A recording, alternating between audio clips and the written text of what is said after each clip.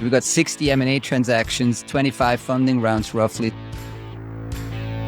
We had quite a broad range of different types of reports and areas that we covered, from transcreation and content to video localization. It was a great year of recovery, not just for our business, but for the industry as a whole. And welcome everybody to Slater Pod 99. Hello there. Hi, Florian. Hi, Florian. Hi, Esther. Hello. Hey, we got a guest. No, it's not a guest. We have Andrew Smart joining us today. Yes. Thank you very much for having me. I'm glad to join the podcast. Podcast 99. Podcast 99. We were joking before, like party like it's 1999, but it's party like it's podcast 1999. Andrew, where are you joining us from? That's the guest question we're asking. But now we're asking you. In the heart of Southeast Asia, a booming economy with a surging, rising disposable incomes and e-commerce happening out the yazoo. Okay, let me guess. Is it Thailand? Yes, it's Thailand. It is Thailand. It's the second largest economy in ASEAN and very well connected with the rest of the world when we could travel. Yes, in the good old days. So today, as you by now have noticed, we have a little bit of a special episode. It's our final episode of the year. It's the one before we hit the century in 2022 next year. And I want to just give you a quick update on one story that hit this week, but also talk a bit about, look back at what happened at Slater in 2021 and give you a bit of an outlook and kind of talk a bit about the industry first. So, but Andrew, before we do that, why don't you tell us some of the kind of commercial highlights for the year? You know, we did a bunch of conferences, published a lot of content. So what were some of your highlights for the year? Well, I think the biggest highlight was it was a great year of recovery, not just for our business, but for the industry as a whole. And for our business, all parts of the business were firing, including the new areas that we've been expanding into. So the core business is, providing a voice for our clients, press releases, sponsored articles, their advertising. That continued to do well. We also were able to put on some events. We did 3 SlaterCon remotes that expanded our audience globally, those that could join us online. The research business, which I think Esther will talk about a little bit later, continued to grow and expand, and the number of subscribers that we had to our strategy packages increased, and the retention rates were very good. And that's an exciting part of the business that I'm looking forward to next year. And of course, advisory, we really expanded the type of work, which I think you can share a little bit more on, Florian, but in terms of market research and M&A advisory, it's been an exciting year there as well. So all parts of the business looking very healthy, and a lot of a reason for excitement for 2022.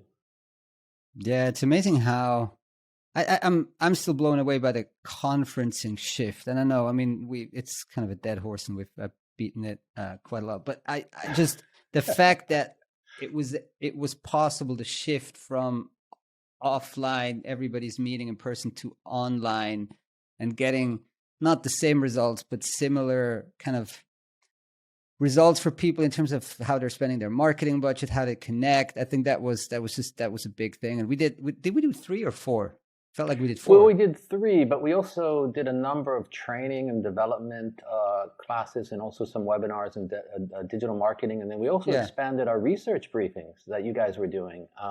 You're right. So I think certain types of content played well and were very well received. And we also got very good feedback from the strategic and business perspective we took with SlaterCon. And I think those were the very positive moments. Of course, not being in person, people missed some of the connections that they make and the longer conversations and the exploratory nature.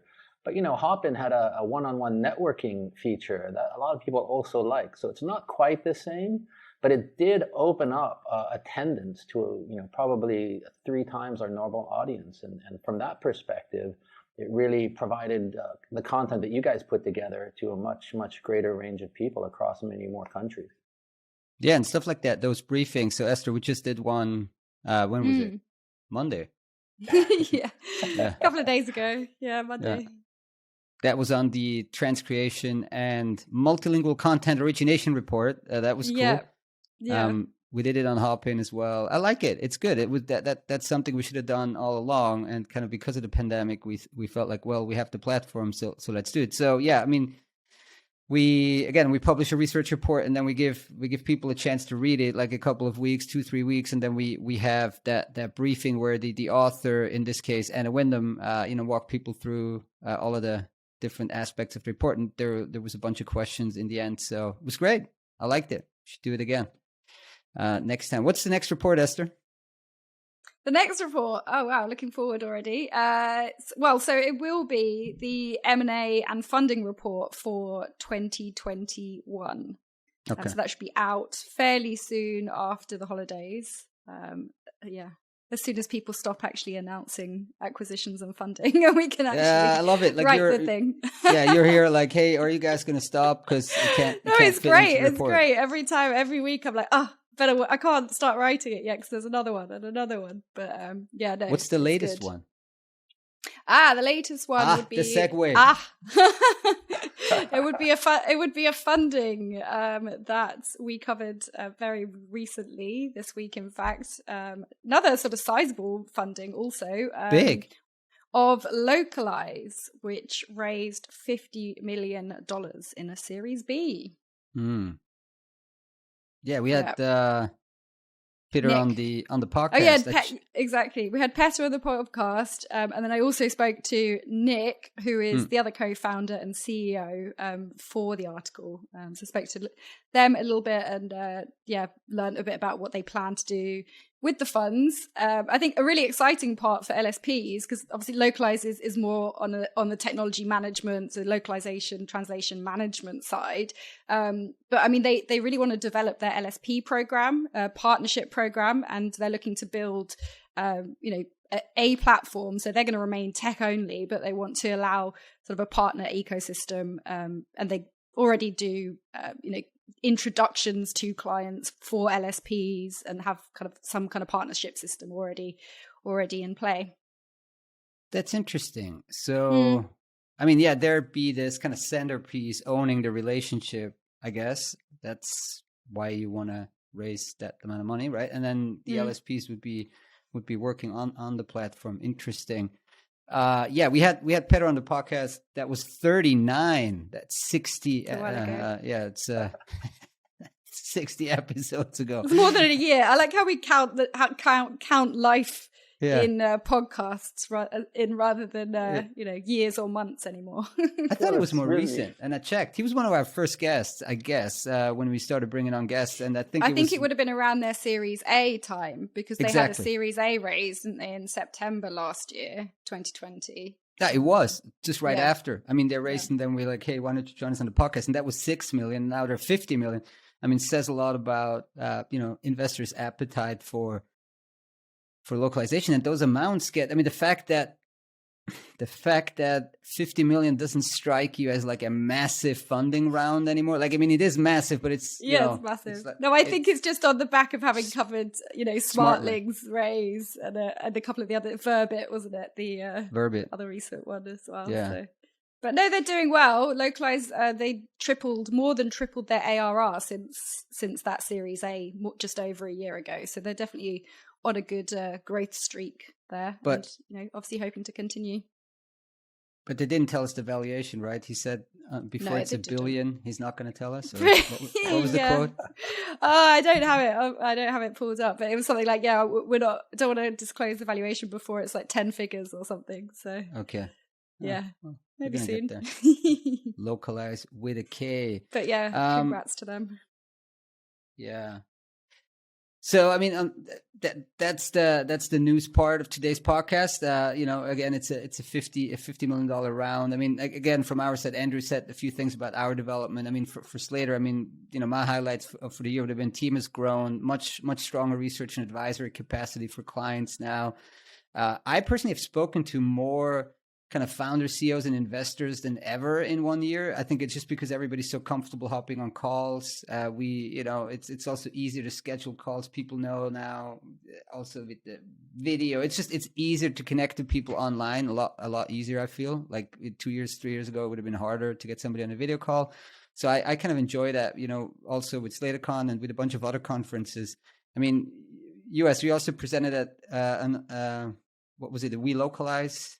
Yeah, I did. Yeah? That was a little while ago, about a month right? or so ago. I did a panel on video localization, and they just sent me a very nice hamper as a thank you. So nice hamper. There you go. Just in time for Christmas, yeah. Yeah. No, we attended a bunch and presented at a bunch in the second half of the year. I think it was challenging to get all those presentations up, but at least, you know, in an in-person travel schedule like that would have been completely crazy.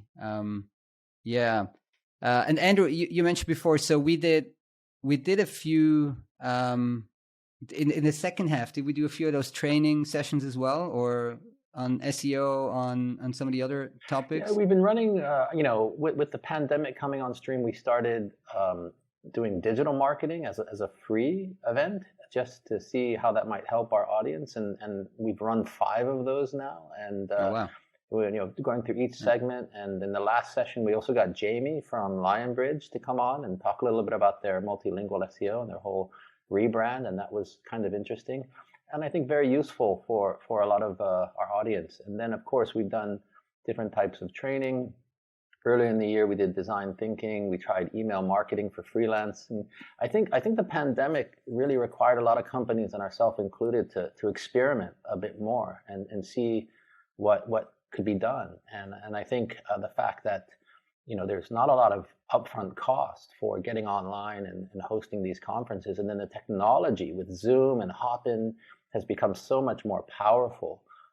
It's really made things, you know, created a lot of opportunities. So it's been fun to try a number of these events, and, you know, it's going to be interesting how things go forward, whether it's still online or hybrid in 2022. But certainly the technology has opened up new types of markets for us, new types of ways of connecting with our audience, like the briefing as well. And, you know, I'm very excited to see what will happen. Yeah, I mean, those systems have gotten better as well with all the money flowing into it, right? I mean, Hopin used to be a little clunky. Now it's gotten quite good. In our industry, I mean, just recapping, just briefly, we got 60 M&A transactions, 25 funding rounds roughly. So, Esther, is that the most active year ever? I think pretty much. I haven't done all of the comparisons, but I mean, certainly definitely up on last year. And I would say in terms of on the funding side, it looks like at least a lot of the totals are climbing up in terms of the amount raised. So it's interesting, exciting, and a lot to kind of dig into when you start to analyze it as a bit of a whole as well. But Florian, when are we going to publish this report? Oh, sorry, go ahead, Andrew. No, I was just going to ask. I mean, in terms of the investors, I mean, we've had M&A activity in the past, but what have you seen in terms of like, you know, financial investors, private equity getting involved? It seems like they pumped a lot of money in. Is that your take? Who, me? Or Esther? I mean, you both are looking at the M&A activity, so, you know. Yeah. I mean, all kinds of funds, right? From early stage to growth, what they call growth. We translate it to kind of, you know, more traditional private equity players. So active in the market. I mean, Andrew, you're an analyst, right? I mean, when interest rates are that low, where are you going to put your money? So this is an industry that's generating, you know, good sized, solid margins. It's got secular growth. You know, you can do it remote or not. Like, so it's a good industry to invest in. So I think that's why you see a lot of the flow. Yeah, it seems to have a lot of a technological bent to it, from the guys investing in the TMSs to the video and other technologies and machine translation and AI. It's all very exciting. Yeah, and then also maybe if you look, I mean, I had a couple of notes here as well. Like, I mean, in terms of tech, it's like, I think it's incremental. It's not, I don't see a disruption in 2022, I guess. But there's been so much focus on like speech, you know, with Zoom and some of the other kind of projects by big tech that I think there's a ton happening in tech development, both on kind of the core localization and TMS area, but also when you kind of the more foundational pieces.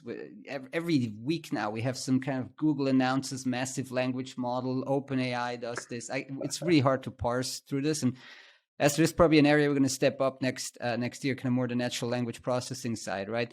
what's my point? My point is tech, yes, continues to really accelerate, but I don't see a disruption for 2022. I do think companies like DeepL, for example, are really the ones to watch, or not even for example. I think you should really watch DeepL as they're kind of entering the enterprise market now, have a potential to really put pressure on a lot of the established LSPs.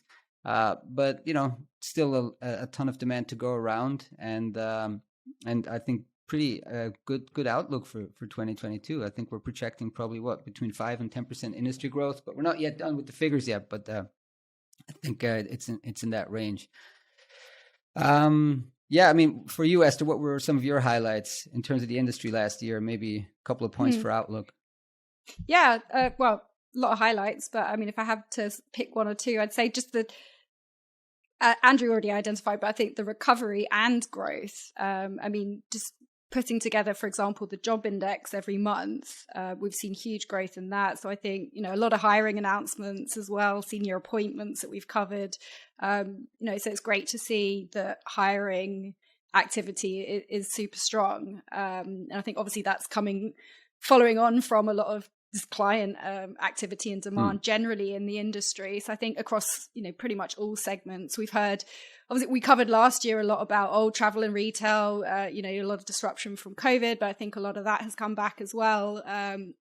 Possibly not to quite the extent it was, but I think also just companies finding growth in other areas also. So I think core of the language industry is super strong. And then I think, we've got all of these exciting pockets that we're seeing more activity in, whether that's funding, most of the time it's funding. But I think just also the reports that we've put together this year, we had quite a broad range of different types of reports and areas that we covered, from trans creation and content to video localization. Those are kind of spotlights on some super active and super interesting, in my view, areas of the industry. And then we're also covering things that are a bit more bread and butter and staple for LSPs, things like language operations and how to structure and grow your operations. And then obviously pricing and procurement, things like that. So I think for us, it's exciting on the one hand to see this kind of stable growth within the core, and then also be able to highlight some of the really key growth areas within the industry as well. Yeah. And slots in store, of course. So it's good. If the industry's doing well, we're doing well, everyone's doing well. And so I guess we'll leave it at that. I wish everyone happy holidays, and we'll be back in 2022 with SlaterPod number 100. We're going to have a great guest. Wow. All right. So thanks everyone for listening and watching. If you're on YouTube, keep subscribing, keep liking. We got a really good traction. It's been a fantastic year for us, and hopefully for you too. And again, thanks so much for tuning in. Thank you. Happy New Year.